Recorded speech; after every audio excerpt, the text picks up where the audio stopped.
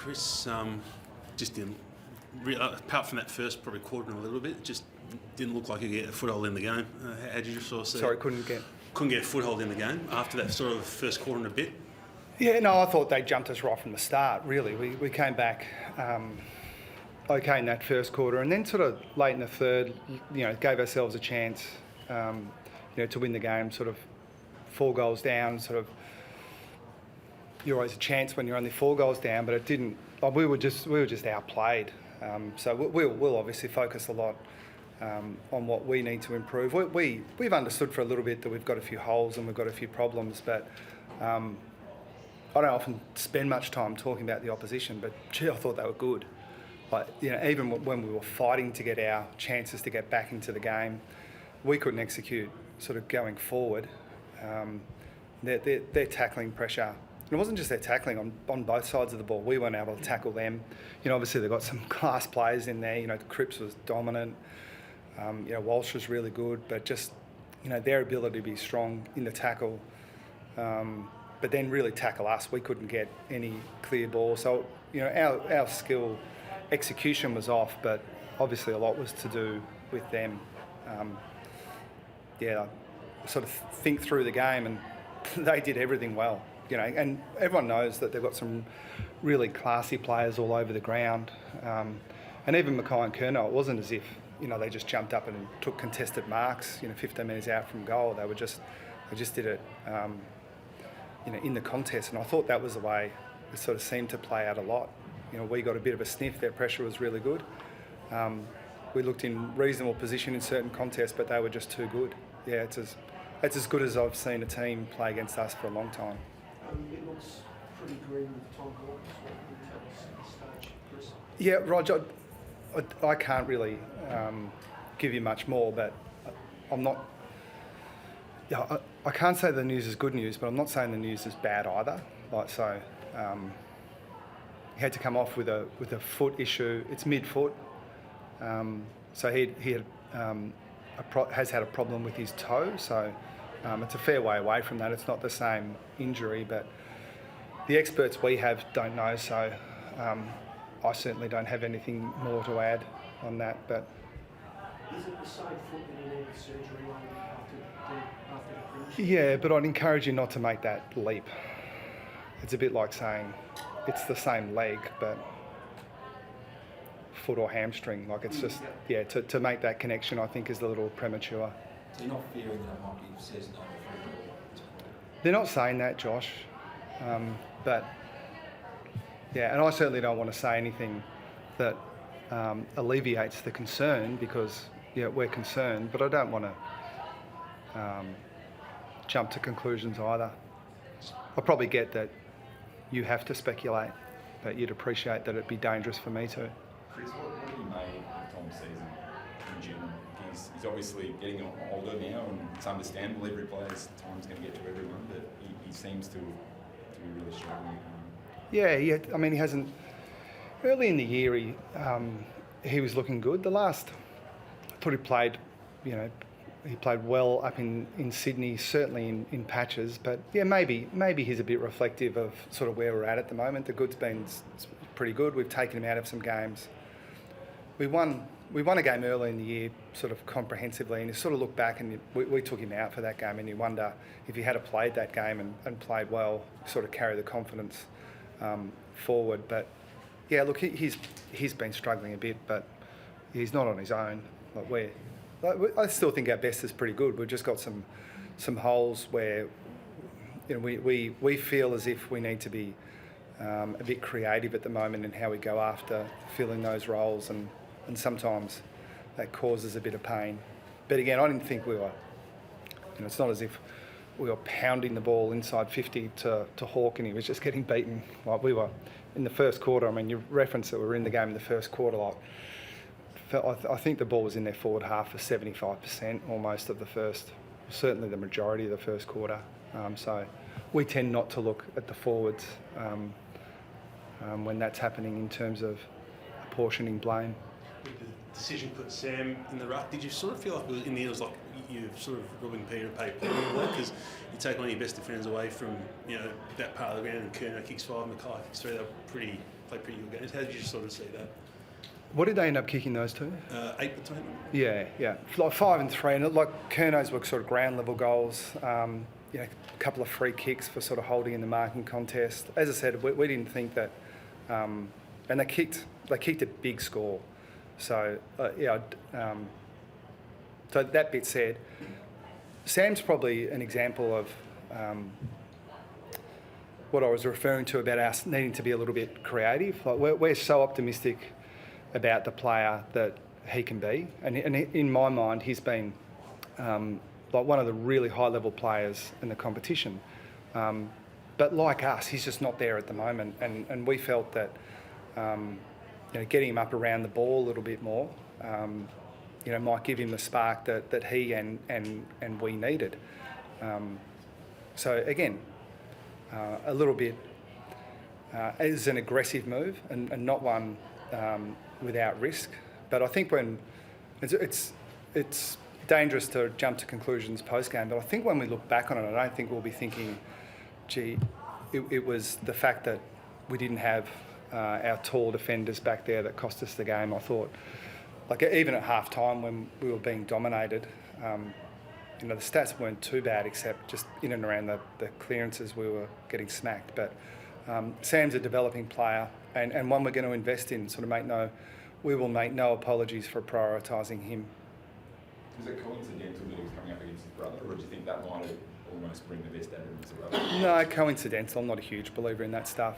I think, not denying that there's some good theatre to it. I think what's more relevant is you've got a guy who's a few years older, has played a lot more in the ruck, and I think we sort of went in thinking, okay, well, a neutral observer would think that he's better placed to win that position than a guy that hasn't played much in the ruck. But again, it's a bit of an investment in the future for us, and it's an investment in Sam as well. Like we need to get him up and going and playing his best footy, and we thought that was the best thing to help with that. Do you see him at all being a long-term ruckman, or is it just to get him going purely and you do still see him very much as a key defender? No. Well, I mean, I think at his best he's a super key defender.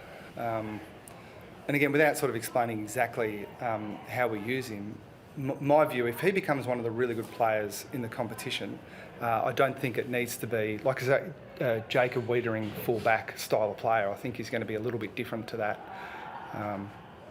A combination of both. It's sort of, I used to think it was rare when you have a 204 centimetre key position player, but there's a few of them out there now. But one of his great strengths is his ground level stuff, and again, we were pleased. We were pleased with some of the signs we saw from him tonight. Against a really dominant team. As I said, I tip my cap to them.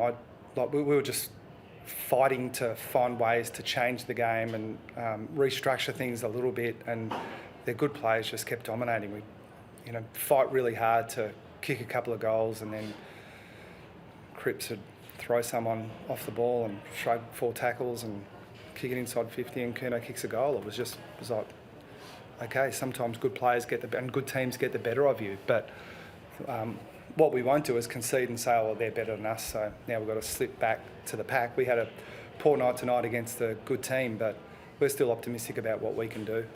As you said, Carlton kicked a big score tonight. What's going wrong for you defensively at the moment? Sydney kicked a big score. Gold Coast a while back now kicked a very big score. Yeah. What's happening defensively across the field? Yeah, so do you mean just those 2 games, or do you mean in general? In general. Yeah. Well, tonight we got smacked around the ball, and they were really efficient. Their big forwards took their set shots. We just thought we got consistently beaten in contests. So it's.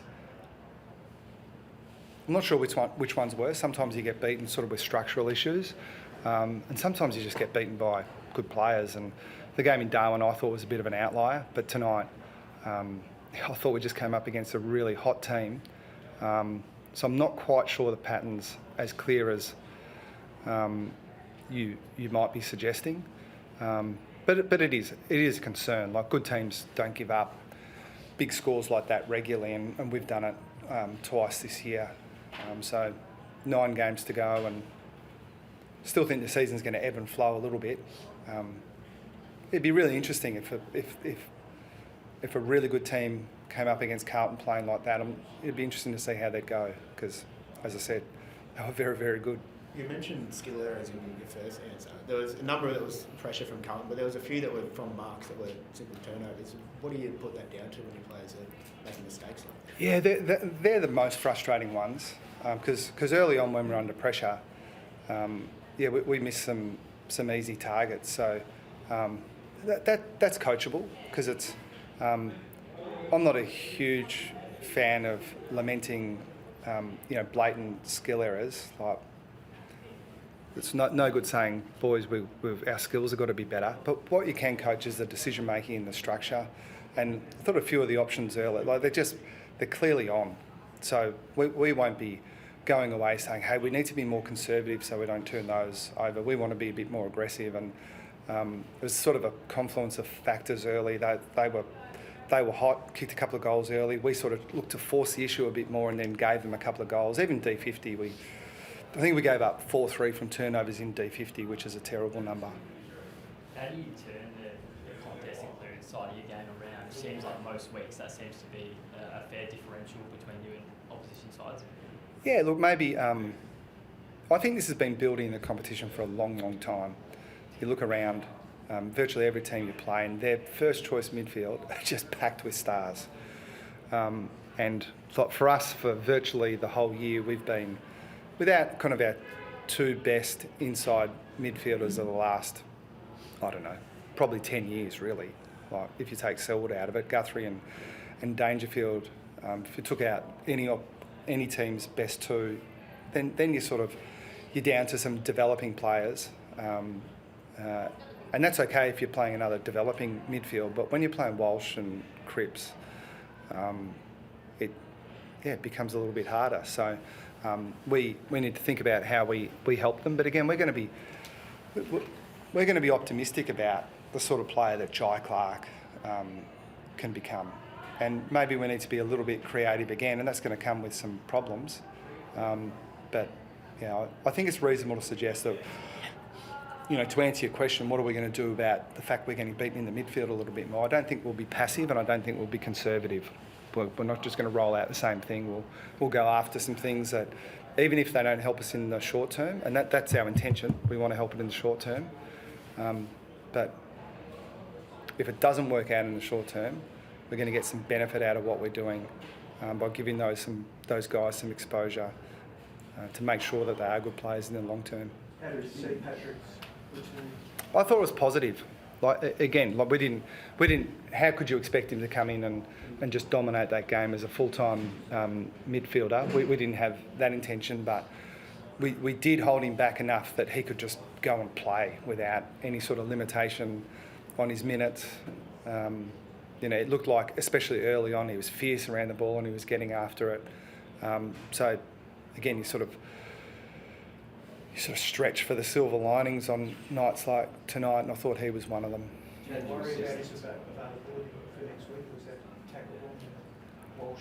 Look, I don't.